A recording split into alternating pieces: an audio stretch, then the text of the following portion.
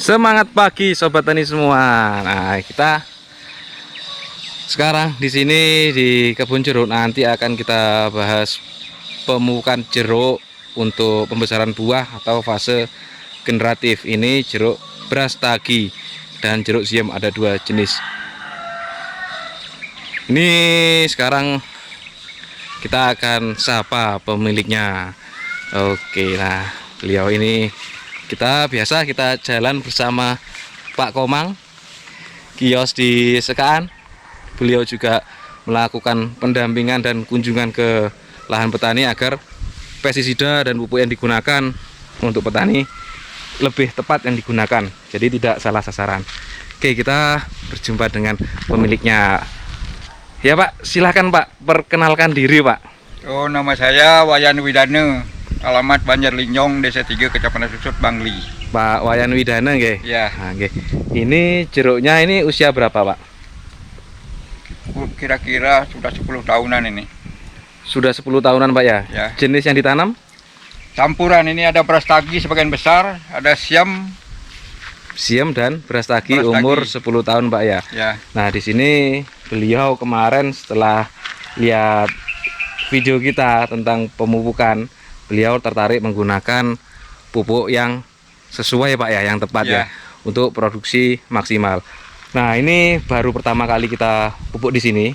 Kita pupuk sekarang, kemudian sekalian nanti bagaimana caranya, dan nanti sebulan kita lihat hasil perkembangannya, kan gitu Pak. Ya. Nah, seperti itu. Jadi Pak Komang bersama saya nanti juga akan selalu kunjungan Pak, tidak setelah memberi kemudian ditinggal. Jadi sampai panen kita kawal Pak, seperti itu. Nah, beliau Pak Wayan, kita panggil Pak Wayan Pak ya? Ya. Ya, Pak Wayan bersama Pak Komang. Nah, ini pupuk yang digunakan. Sebelumnya kita lihat kondisi tanamannya. Nah, ini sudah berbuah.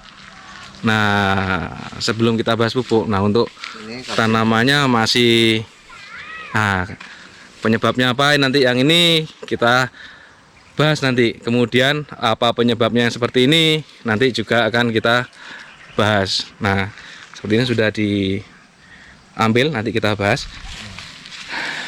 Oke, pertama kita akan bahas tentang pemupukan Pak. Nah, mari Pak, biar tidak lupa Pak. Ya. Kita di sini cuma ya sekedar sharing Pak. Nah, nanti fase seperti ini adalah fase generatif Pak. Fase pembesaran buah. Ya. Jadi sudah tidak ada bunga, kemudian fokus ke pembesaran buah.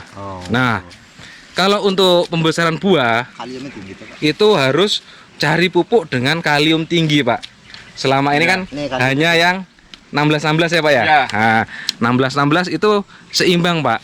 Itu pun perlu saat usia seperti ini atau 15-15 itu seimbang. Jadi kalau fase sudah berbuah itu butuh kalium tinggi untuk pemadan buah, besar buah, dan rasa Pak. Nah, seperti itu. Nah, jadi ini Pak, selama ini kan kenal mutiara cuma 16-16. Nah, kita fase generatif seperti ini ada namanya mutiara partner, tulisannya 13-24. Ini adalah sebuah kandungan di dalamnya pupuknya. Ya. Berarti nitrogennya 13, fosfatnya 13, kaliumnya 24%. Nah, kalau 16-16 itu seimbang. Kalau yang ini sangat cocok untuk fase tanaman generatif atau pembesaran buah. Ya. Nah, seperti itu Pak. Setuju Pak? Ya. Nah, seperti itu. Jadi untuk pembesaran buah NPK partner. Itu NPK-nya makro, istilahnya makro primer Pak, yang dibutuhkan paling utama. Ya. Makanan pokok. Sebenarnya pupuk itu ada makro primer, makro sekunder, sama unsur hara mikro. Ya. Nanti fungsinya masing-masing. Nah, selama ini yang diberikan petani itu hanyalah makro sekunder, NPK saja. Nah, oleh karena itu ada tambahan lagi 2 pupuk ini Pak. Nah, kita lihat Pak. Kita lihat ini. Ini adalah subur kali butir namanya. Ya. Dari mutiara juga, dari Merauke. Nah, kandungannya kalium bebas klor 30% Pak. Kemudian magnesium 10%, sulfur 17%. Nah, Ya. kandungan ini makro sekunder Pak, magnesium sama sulfur. Dua. Nah, dengan penambahan subur kali ini, rasa buah, manisnya buah itu lebih manis Pak. Untuk kalium ini 30% itu menambah rasa manis. Kenapa harus ada magnesium Pak? Belum kenal magnesium Pak ya? Belum. Kalau nitrogen itu untuk Tumbuhan. tunas, Ya, pertumbuhannya itu. pertumbuhan, cocok Pak ya? Ya. Kalau fosfat untuk akar dan bunga. Belum tahu. Nah, Akaran Selain bunga, N-nya itu saya belum tahu. nah kalau fosfat itu untuk akar dan bunga. Iya. Jadi nanti kalau fosfatnya tinggi itu untuk tanaman yang masih muda atau pembungaan. Ya.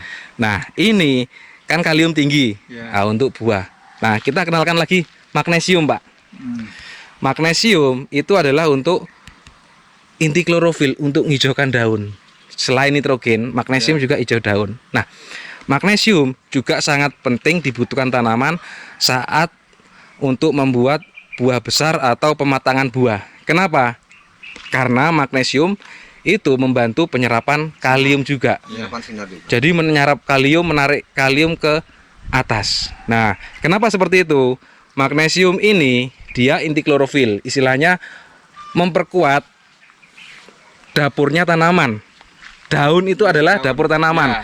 Kalau daun sudah hijau dengan inti klorofil yang bagus, maka untuk memasak unsur hara yang lain dimasak, Ya. itu lebih optimal. Setelah dimasak di daun, dikirimlah ke buah.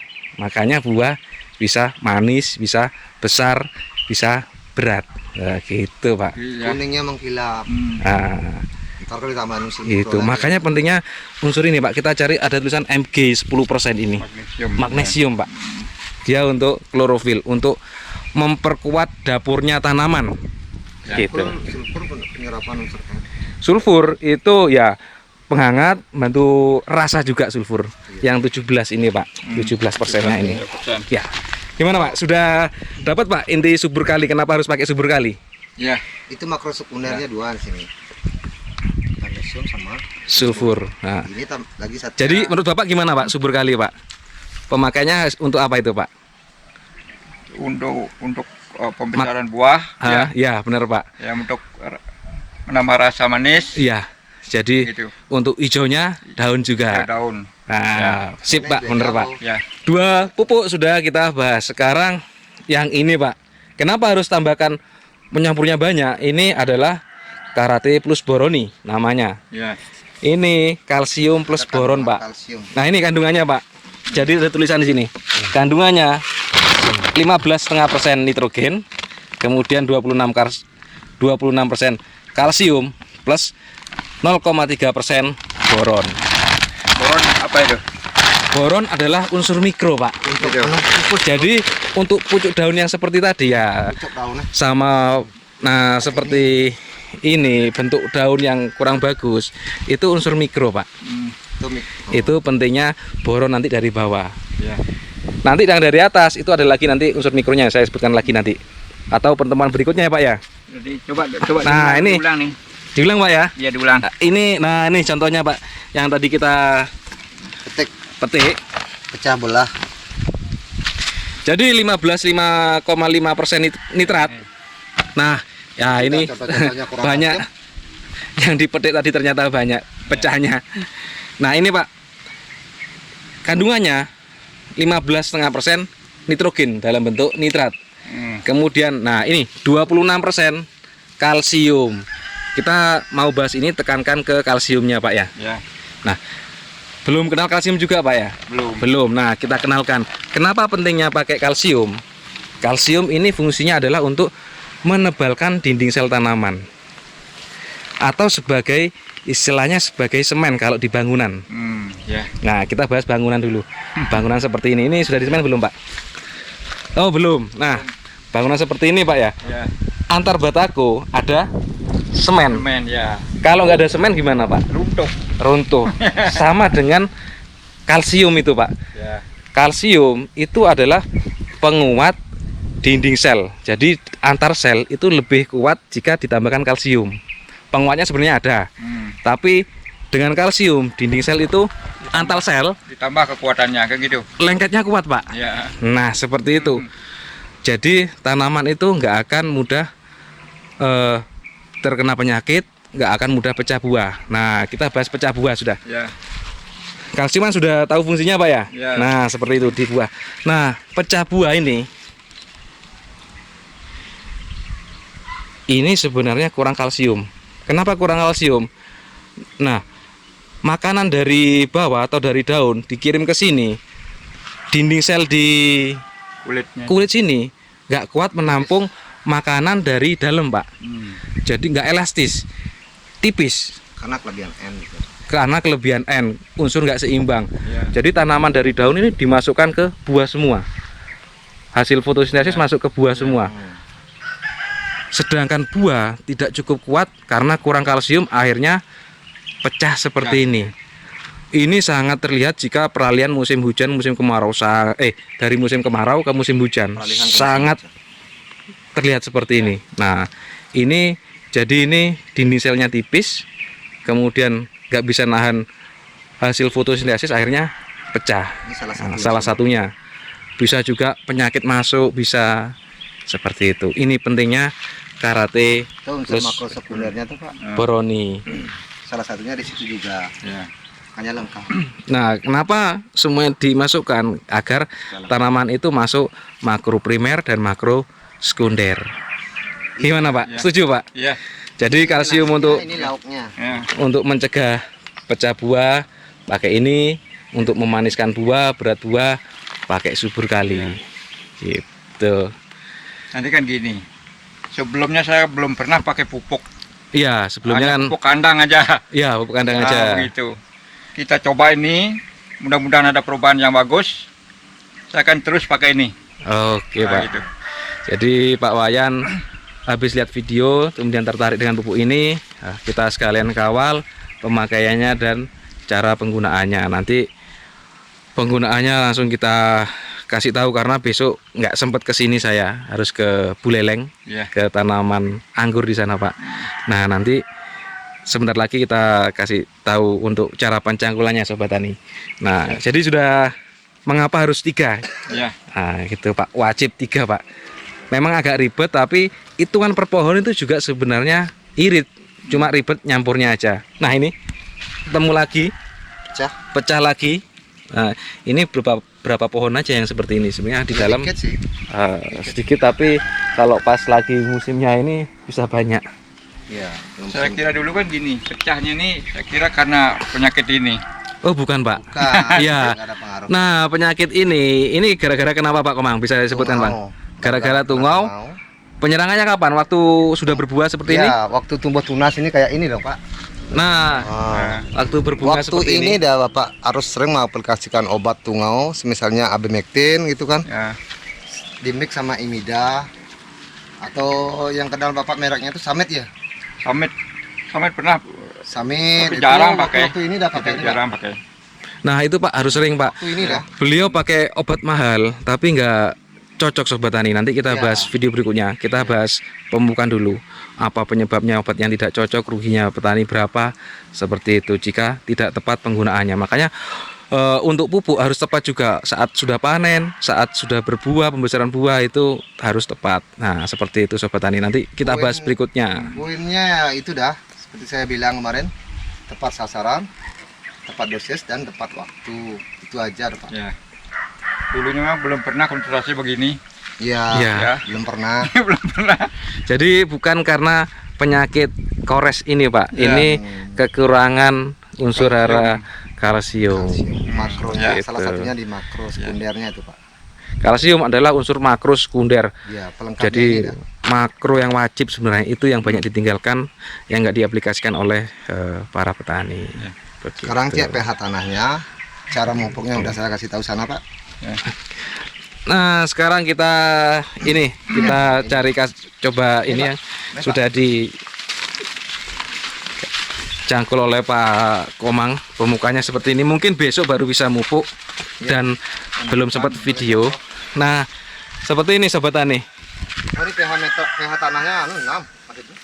6 di seluruh. Ini pemupukannya seperti ini, dibuat melingkar 1 meter dari pangkal. 1 meter dari pangkal atau selebar tajuk, jangan di pangkalnya. Nah ini juga seperti ini Pak. Nanti kalau akarnya putus, atasnya itu jangan khawatir Pak, nggak akan Ya. rontok tanaman. Ya. Karena dengan putusnya akar itu malah membuat penyerapan pupuk lebih cepat. Kenapa? Akar putus, dia akan membentuk akar baru lagi.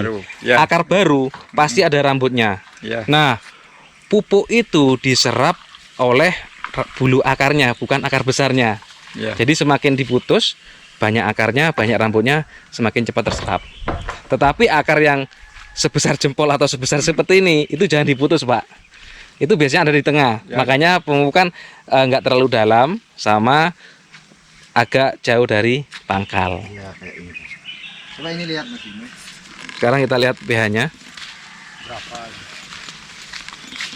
Ya kedalaman sekitar 15 cm. Nah Pak Komang, beliau Pak Komang ini Tuh, ke lahan, cek tanaman, kemudian juga cek pH. 6,7. Nanti kita akan bahas video berikutnya betapa pentingnya pH tanah untuk produksi yang tinggi. 6,5. 6. Kelihatan dah? 6. 6 ya. Iya. Dulu Met, besok bulan Maret baru datang. Oke. Nah, pH nanti kita bahas lagi Pak, video berikutnya Pak. Jadi Habis nabung. kita fokus di pemupukan. Nah, Oke. itu jeruknya yang Oke, satu. Sobat Tani, Itu aja dulu. itu aja dulu video dari saya. Bisa di like, kemudian jangan lupa di share. Yang terpenting adalah subscribe dan nyalakan lonceng dari video ini, dari channel ini. Itu karena membuat saya semangat upload video lagi. Sekian Sobat Tani, bincang-bincang kali ini untuk di tanaman jeruk pemupukan pertama kali menggunakan paket dari PT Merauke Tetap Jaya. Semangat pagi dan salam panen.